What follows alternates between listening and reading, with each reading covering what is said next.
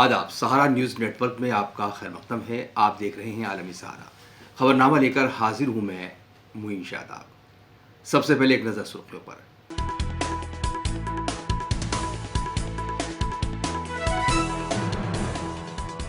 दिल्ली में इंतखाबी मुहिम खत्म। तशहीर के आखिरी दिन पार्टियों ने झोंकी पूरी ताकत। अमित शाह, प्रियंका गांधी और केजरीवाल ने की रैलियां। शिवसेना उद्धव ठाकरे ग्रुप ने दिल्ली में आम आदमी पार्टी की हिमायत की। संजय राउत ने राजधानी में एक बार फिर केजरीवाल सरकार बनने की जताई उम्मीद। पार्लियामेंट में अपोजिशन ने उठाया महाकुंभ की भगदड़ का मामला। बहस कराने का मुतालबा। सरकार के रवैये से नाराजगी में ऐवान से किया वॉकआउट। पार्लियामेंट में राहुल गांधी के बयान पर बीजेपी का एहतजाज। डोनाल्ड ट्रंप की हलफबरदारी की तकरीब में पीएम मोदी के नहीं बुलाए जाने पर राहुल ने किया था तंज। और जम्मू कश्मीर के कुलगाम में दहशतगर्दाना वारदात। हमलावरों ने साबिक फौजी को गोली मारकर किया कत्ल।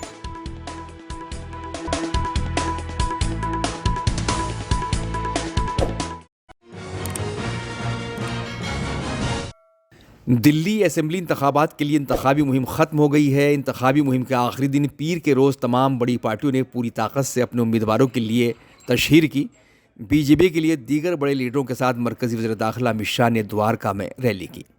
ये 5 तारीख को जो चुनाव है, उस चुनाव में आपने तय करना है कि अगले 5 साल दिल्ली की सरकार, दिल्ली का शासन किसको सौंपना है, किस पार्टी को सौंपना है, किस व्यक्ति को सौंपना है। एक और ये झूठों के सरदार वाले अरविंद केजरीवाल और उनकी आपदा है, और दूसरी ओर देश को विकास के रास्ते पर ले जाने वाले नरेंद्र मोदी है। नरेंद्र मोदी, ये दोनों के बीच में आपने तय करना है। इन्होंने 5 साल तक 5 लाख का इलाज रोका है। भारतीय जनता पार्टी 5 लाख का इलाज जो रोका है वो, और 5 लाख सूद के आप कैलाश चौधरी को जिता दो, अरे हमारे कैलाश गहलोत जी को जिता दो। 10 लाख तक का पूरा इलाज ऑपरेशन समेत फ्री ऑफ कॉस्ट कर दिया जाएगा।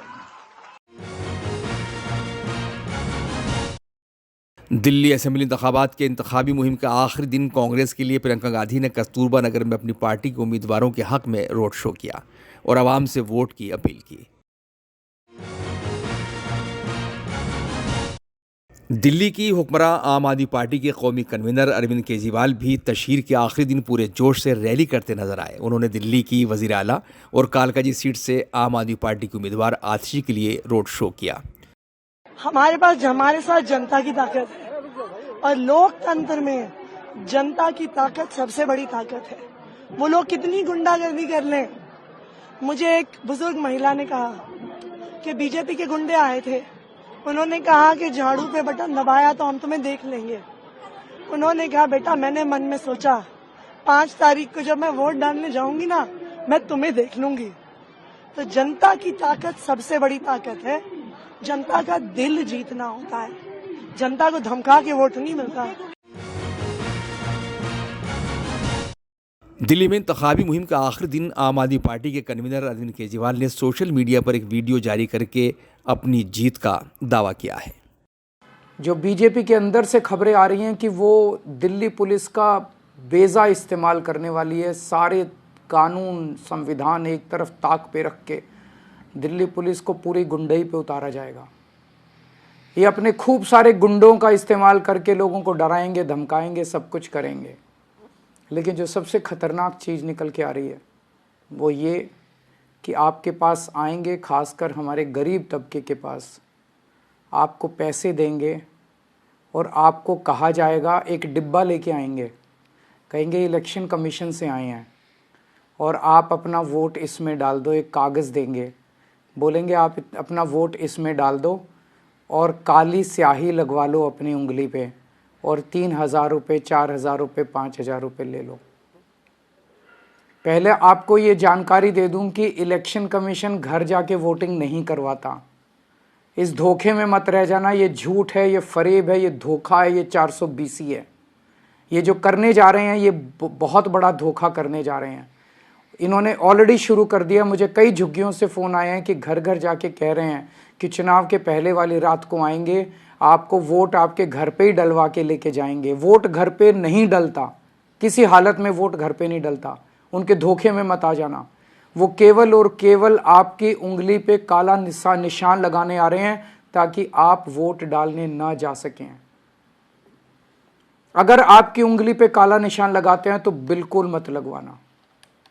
अगर आप वोट डालने नहीं गए तो ये सोच लेना कि आप अपने और अपने परिवार के साथ धोखा कर रहे हो।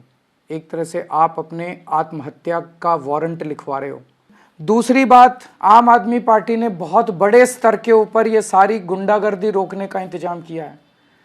पूरे दिल्ली के अंदर जगह जगह झुग्गियों में स्पाई कैम और बॉडी कैम दिए जा रहे हैं। बॉडी कैमरा होता है जिससे पता चल जाए, जिससे सारी रिकॉर्डिंग हो जाती है। स्पाई कैम हो जाता है छुपा हुआ कैमरा होता है, स्पाई कैम जासूसी कैमरा होता है। ये सारे कैमरे जगह जगह पूरे दिल्ली के झुग्गी बस्तियों के अंदर और गरीब तबकों के अंदर बांट दिए गए हैं।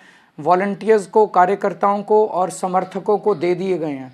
अगर भारतीय जनता पार्टी कुछ भी करती है तो तुरंत वो कैमरे के अंदर रिकॉर्ड हो जाएगा और इन लोगों के ऊपर हम कार्रवाई करवाएंगे। शिवसेना उद्धव ठाकरे ग्रुप के लीडर संजय राउत ने दिल्ली में एक बार फिर आम आदमी पार्टी की सरकार बनने की उम्मीद जाहिर की है। उन्होंने दिल्ली में केजरीवाल सरकार के कामों की तारीफ करते हुए दिल्ली के वज़ीर आला के लिए बनाए गए सरकारी बंगले पर बीजेपी और कांग्रेस के एतराज़ात पर भी सवाल उठाए। मोदी जी को लगता है 5 तारीख को वो कुंभ में जाकर पूरा दिन डुबकी लगा रहे हैं, क्योंकि वो डुबकी लगाते हुए दिल्ली की जनता ने देखे और उस आधार पर उनको वोट मिलना चाहिए कि मोदी जी डुबकी लगा रहे हैं, मोदी जी कुंभ में जाकर स्नान कर रहे हैं। ये उनका सबसे बड़ा काम है कि मैं स्नान कर रहा हूँ और कुछ नहीं। लोग ये देखकर अगर वोट करते हैं तो इस देश का लोकतंत्र खतरे में है। इस देश के एक विचारधारा है वो खतरे में है। मुझे लगता है काम की बात करें, काम के आधार की बात करें तो अरविंद केजरीवाल जी और उनके पार्टी ने 10 साल में अच्छा काम किया है और काम के आधार पर आपको वोट मिलने चाहिए और सत्ता पर आनी चाहिए। अगर डुबकी के आधार पर मोदी जी डुबकी मारेंगे और वोट देना चाहते हैं तो लोगों की मंशा है, लेकिन काम के आधार पर केजरीवाल जी को वोट मिलने चाहिए। उत्तर प्रदेश के अयोध्या में मिल्कीपुर असेंबली हलके में भी इंतखाबी मुहिम पीर के रोज खत्म हो गई। तशहीर के आखिरी दिन समाजवादी पार्टी के सदर अखिलेश यादव ने अपने उम्मीदवार की जीत का दावा करते हुए इलेक्शन को तारीख साज करार दिया। ये चुनाव, मिल्कीपुर का चुनाव ऐतिहासिक चुनाव होने जा रहा है। यहाँ पर जितने लोग हैं वो सब जानते होंगे कि देश में और खासकर उत्तर प्रदेश में एक ही चुनाव हो रहा है। वैसे तो इस चुनाव को जो और उपचुनाव थे उनके साथ हो जाना चाहिए था, लेकिन किन्हीं कारणों वो चुनाव हो नहीं पाया। जिस समय 10 चुनाव होते तो आपका मिल्कीपुर का भी चुनाव हो जाता, लेकिन बीजेपी ने जानबूझ करके चुनाव नहीं होने दिया। वो जानते थे कि मिल्कीपुर की जनता समाजवादियों का साथ कभी छोड़ नहीं सकती है, इसलिए उन्होंने चुनाव टाला। हम लोग भी इंतजार करते रहे कि कब तक टालेंगे, कब तक टालेंगे। जो चुनाव से भागेंगे जनता उनसे हिसाब किताब कर करके उन्हें मिल्कीपुर से बाहर निकालने का काम करेंगे। ये चुनाव जो होने जा रहा मिल्कीपुर का चुनाव, ये चुनाव नहीं चुनौती है। मिल्कीपुर का चुनाव तो है ही है, नहीं चुनौती भी है। ये चुनाव जनता बनाम शासन होने जा रहा है। ये चुनाव मतदाताओं में और प्रशासन के बीच में चुनाव होने जा रहा है। महाकुंभ में हुई भगदड़ के इशू पर राज्यसभा में पीर के रोज काफी हंगामा हुआ। महाकुंभ में मारे गए लोगों की मौत की जवाबदेही तय करने का मुतालबा कर रही अपोजिशन पार्टियों ने सरकार के रवैये से नाराज होकर ऐवान से वॉकआउट किया। कांग्रेस के गौरव गोगोई और प्रमोद तिवारी, समाजवादी पार्टी के राम गोपाल यादव और जया बच्चन और आरजेडी के मनोज झा ने इस बारे में मीडिया के सामने अपना मौकिफ रखा। लोकसभा में सारे विपक्षी दल, आज हमारी एक ही मांग थी कि कुंभ में जो लोगों की मृत्यु हुई है, शरणार्थियों के साथ जो अपमान हुआ है, यात्रियों के साथ जो अत्याचार हुआ है, उस पर सरकार जवाबदेही है और इसीलिए महाकुंभ में को लेकर एक विशेष चर्चा की मांग आज हमने रखी। लेकिन पूरे जो हमारी मांगों पर बुलडोजर चलाया गया सरकार के द्वारा, लोगों की जो न्याय की जो गुहार है उस पर सरकार ने बुलडोजर चलाया और जैसे वो कुंभ में लाशों की संख्या को छुपाने की कोशिश कर रहे हैं, यहीं पर सरकार लोकसभा के अंदर अपनी जवाबदेही को छुपाने की कोशिश कर रही है।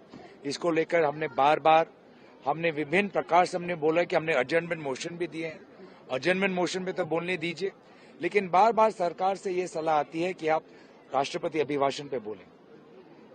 कुंभ का जो विषय है बहुत ही महत्वपूर्ण है, इसको लेकर पूरी तरीके से एक जांच हो।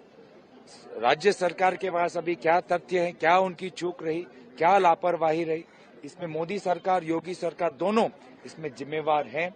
उन्होंने यात्रियों के साथ खिलवाड़ किया है और ये सनातन विरोधी राजनीति को ये देश और हिंदुस्तान कभी नहीं सहेगा। इसलिए पूरे हमने प्रश्नकाल में अपना विरोध जताया। दो बातें इसमें कहना चाहते हैं। हम लोगों ने वॉकआउट किया है 1 घंटे के लिए 12 बजे और फिर जाएंगे और जाकर वहां इस बात को उठाएंगे। हम लोगों के पास लगातार फोन आ रहे हैं, लोग रोते हुए पहुंच रहे हैं, उनके परिवारजन मिल नहीं रहे हैं। मैं जानना चाहता हूं कि आज तक अभी सूची क्यों नहीं जारी हुई, जो 30 है उनके नाम क्यों नहीं बताए जा रहे हैं, उनकी फोटो क्यों नहीं जारी की जा रही है। दूसरी बात जो सबसे ज्यादा महत्वपूर्ण है इसमें वो ये है कि क्या हम इतने असंवेदनशील हो गए हैं कि सदन के अंदर हम उन मृतकों के प्रति जिनकी संख्या बहुत ज्यादा है श्रद्धांजलि भी नहीं अर्पित कर सकते। हमारा ये प्रस्ताव कि इस पर चर्चा हो, फिर शून्यकाल भी है, उसमें तत्कालिक घटनाओं पर चर्चा होनी चाहिए। क्या इससे भी ज्यादा तत्कालिक और बड़ी कोई घटना हो सकती थी? उसमें प्रोफेसर साहब की नोटिस है, मेरी भी नोटिस है, 267 पे नोटिस है, पर एक शब्द आप नहीं बोलेंगे और कारण भी नहीं बताएंगे कि आपने क्यों रिजेक्ट किया।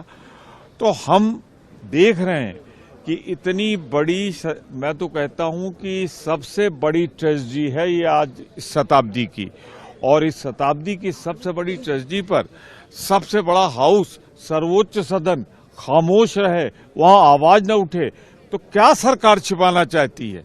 साफ है कि सरकार जानबूझकर मृतकों की संख्या छिपाना चाहती है, मृतकों के नाम छिपाना चाहती है और इस ट्रेजेडी को दबाना चाहती है, जनता के बीच में न आए।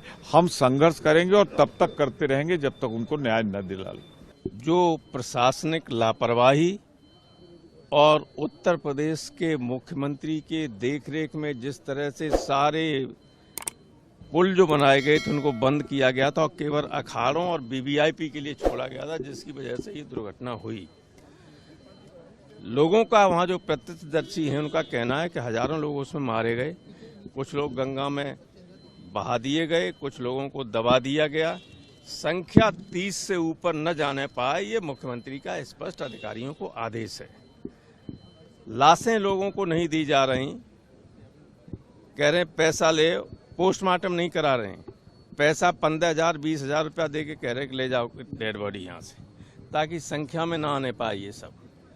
और इतना गंभीर सब कुछ लापरवाही हुई है, इसके बावजूद किसी को अभी तक किसी अधिकारी के खिलाफ, किसी के खिलाफ कोई कार्रवाई नहीं, कोई जिम्मेदारी फिक्स नहीं की गई। और अगर हम लोग यहाँ उठाना चाहते हैं कोई मामला, तो यहाँ जो बैठे हुए हैं लोग वहाँ सर्टिफिकेट दे के आ जाते हैं। तो इतना ये गंभीर मामला है, इसलिए नोटिस था तिवारी जी का, जावेद भाई का, रामलीलाल सुमन जी का, इसी पे था, और मनोज झा साहब का। तो किसी के नोटिस का कोई सुनवाई नहीं, सबको आउटराइट रिजेक्ट। और आज तक चेयरमैन ये नहीं बताते कि हमारे नोटिस में कमी क्या है। सब पूछते हैं, कोई नहीं बताते ही नहीं, नोट रद्द कर दी। देखिए, इस देश में इस वक्त बहुत बड़ी समस्या है, और वो है जो कुंभ मेला में हुआ है।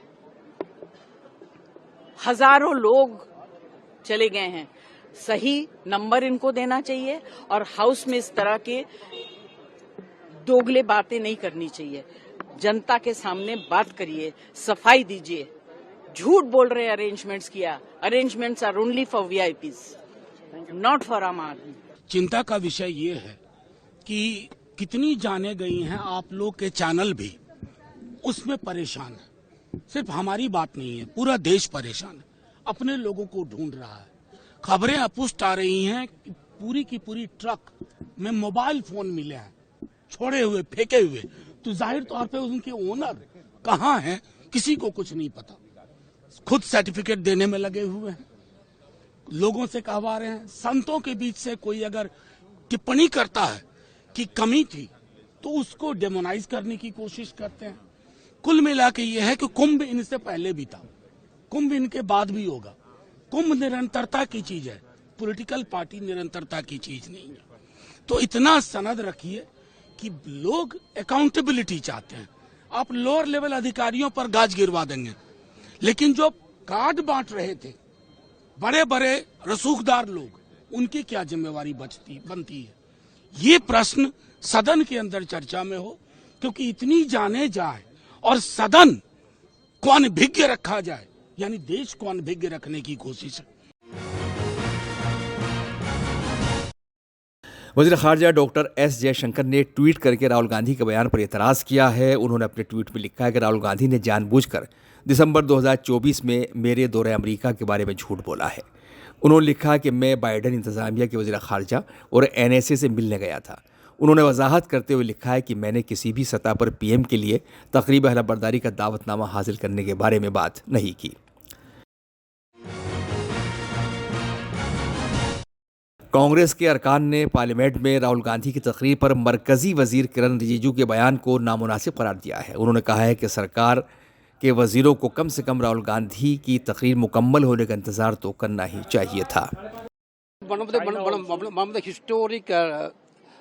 historic speech of this parliament, a clearly visionary statement, a statesman speech from Rahul Gandhi ji.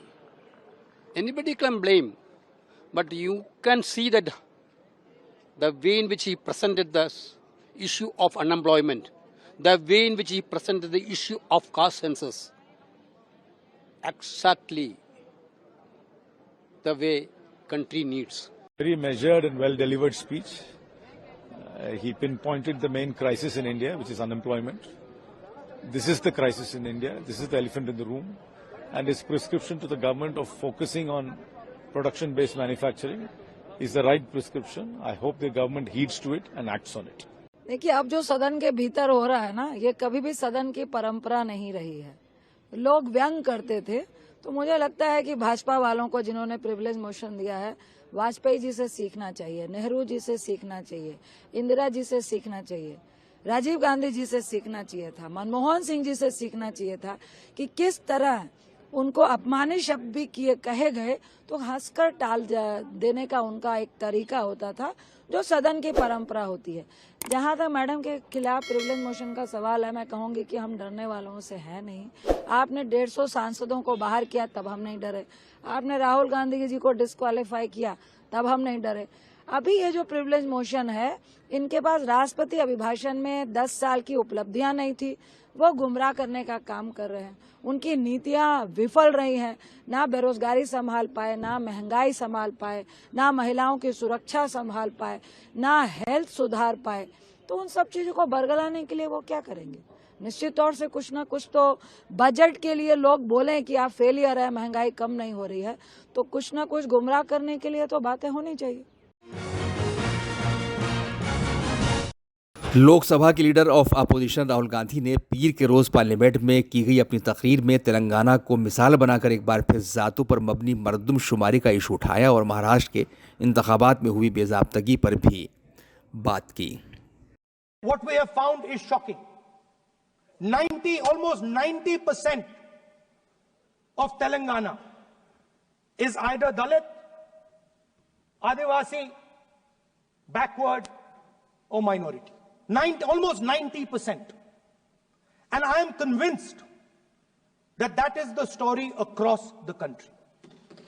I am absolutely convinced that the OBC population of this country is not one less than 50%, possibly 55%. 16% are Dalits, 9% are Adivasis, 15% are minorities. Last budget, there was a photograph.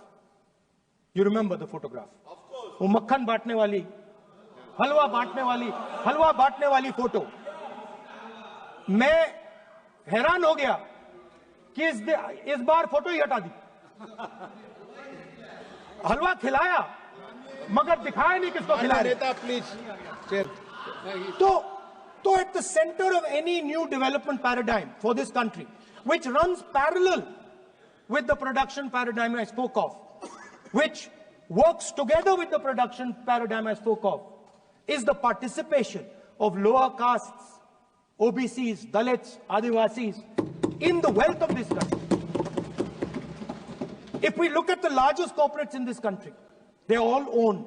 None of them are owned by OBCs. None of them are owned by Dalits. None of them are owned by tribals.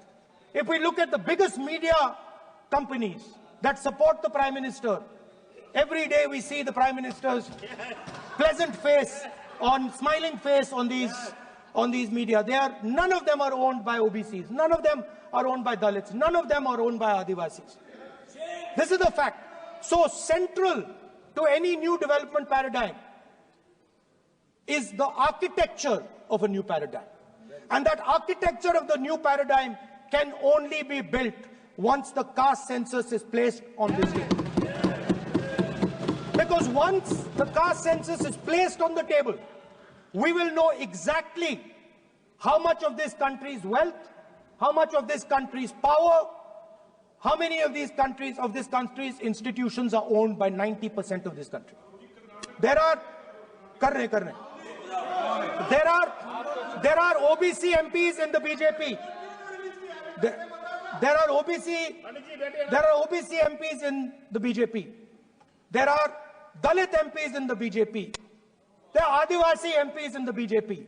Remember, you are OBCs, you have 50% of the population and you have absolutely no power. I know that you're sitting there and you cannot even open your mouth. That is the truth of the country. Sir, Maharashtra mein more voters were added in 5 months in Maharashtra than were added in 5 years in Maharashtra. जितने 5 साल में add हुए उससे ज्यादा 5 महीने में add हुए, आखिरी 5 महीने में लोकसभा चुनाव के बाद। सर, एक बिल्डिंग है सर शिरडी में, एक बिल्डिंग में 7,000 नए वोटर एक बिल्डिंग में ऐड हुए सर। एक बिल्डिंग में 7,000 नए वोटर ऐड हुए सर।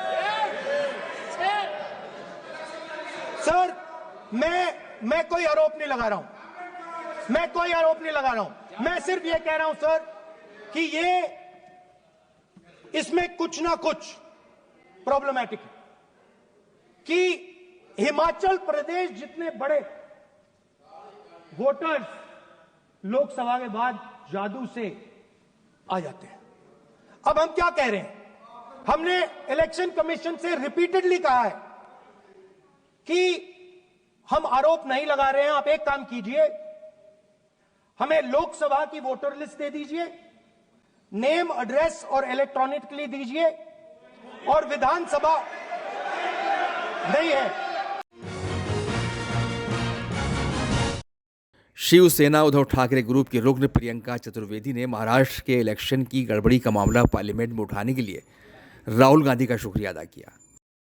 आज देखिए, राहुल गांधी जी का भी मैं आभार व्यक्त करना चाहूंगी क्योंकि आज उन्होंने लोकसभा में इस मुद्दे को उठाया है। महाराष्ट्र का बच्चा बच्चा जानता है कि जिस तरीके से वोटर रजिस्ट्रेशन में छेड़छाड़ी हुई है, डिलीशन हुए हैं, एडिशंस हुए हैं, और उन्होंने एक आंकड़ा दिया है 70 लाख एडिशंस हुए हैं जो लोकसभा और विधानसभा के चुनाव के बीचों बीच किए गए हैं। ये नंबर कहां से आए? ये नंबर की वेरिफिकेशन कौन कर रहा है? महाराष्ट्र का बच्चा बच्चा जानता है, हर देशवासी के मन में ये प्रश्न चिन्ह है, पर सिर्फ इलेक्शन कमीशन के कान तक ये बात नहीं गई है। तो ये एक गंभीर मुद्दा है जिसकी चर्चा होनी चाहिए, और जो आज अरविंद केजरीवाल जी कह रहे हैं और लगातार एक्सपोज करते हैं दिल्ली रजिस्ट्रेशन को लेकर और डिलीशंस को लेकर, उसमें गंभीरता से विचार करना चाहिए। और हमारा देश प्रजातंत्र बना रहेगा कि नहीं, इलेक्टेड डेमोक्रेसी बनी रहेगी कि नहीं, ये इलेक्शन कमीशन ऑफ इंडिया की जिम्मेदारी बनती है, और मैं उम्मीद करती हूँ उसका जवाब देंगे। जम्मू कश्मीर के कुलगाम में पीर की सुबह नामालूम दहशतगर्दों ने साबिक फौजी मंजूर अहमद को गोली मारकर कत्ल कर दिया। ये वारदात बेही बाग इलाके में हुई। मकतूल के रिश्तेदारों ने इस वारदात के कसूरवारों के खिलाफ सख्त कार्रवाई का मुतालबा किया है। बुजुर्ग सहाफ़ी और उस्ताद शायर सलीम शिराजी के शेरी मजमूए बलाए जां की रूनुमाई नई दिल्ली में गालिब एकेडमी में एक पुरवकार तकरीब में अमल में आई, जिसकी सदारत Tasmiya all India educational and social welfare society के सदर डॉक्टर सैयद फारूक ने की। किताब का इजरा मुमताज़ शायर व अदीब और उर्दू अकादमी के वाइस चेयरमैन प्रोफेसर शैपर रसूल ने किया। आप इस किताब को अगर पढ़ेंगे तो बहुत लोगों पे इसका एहसास होगा कि किताब जो है वो पढ़ने के बाद वो आदमी जो उस किताब पढ़ने से पहले था वो नहीं रहता, बहुत कुछ उसके यहाँ तब्दीली आ जाती है, बहुत कुछ उसके तजुर्बे में, उसके अफकार में, उसके देखने और सोचने के अंदाज में तब्दीली आ जाती है। ये किताब का कमाल है, और ये किताब सलीम शिराजी की है, और इसमें भी ये कमाल जो है वो मौजूद है। मारूफ स्कॉलर प्रोफेसर अख्तर उर्वासे और सैयद जलालुद्दीन एडवोकेट मेहमान आली वक़ार के तौर पर जलसे में मौजूद थे। दिल्ली यूनिवर्सिटी के साबिक उस्ताद प्रोफेसर अब्दुल अजीज़ और उर्दू न्यूज़ चैनल आलमी सहारा के एडिटर लईक रिजवी जलसे के मेहमानान खुसूसी थे। निज़ामत के फ़राइज़ प्रोग्राम के कन्वीनर और सीनियर जर्नलिस्ट डॉक्टर मुमताज़ आलम रिजवी ने अंजाम दिए। वाज़ेह है कि सलीम शिराजी का शेरी मजमुआ बलाए जां मारूफ शायर व अदीब मुइन शादाब ने तरतीब दिया है। इससे कबल लंदन में इस किताब का इजरा हो चुका है। इस मौके पर एक मुशायरा भी मुनक़्क़िद किया गया, जिसकी सदारत सलीम शिराजी ने और निज़ामत मशहूर ब्रॉडकास्टर इरफान आज़मी ने आसन तरीक़े से की। जिन शुराए कराम ने कलाम पेश किया उनमें सलीम शिराजी, मतीन अमरोवी, मुनीर हमदम, इरफान आज़मी, रऊफ़ रामिश, अरशद नदीम, शाहिद अनवर, डॉक्टर मुमताज़ आलम रिजवी, इमरान राही, शाहरुख अबीर, अली साजिद, हमज़ा अजमी, नसीम बादशाह, नौशाही नूर अली, आबगीना आरिफ और शारिका मलिक के नाम शामिल हैं। आलमी सहारा के लिए ब्यूरो रिपोर्ट। खबरनामे में अभी इतना ही, इजाज़त दीजिए। आदाब, सारा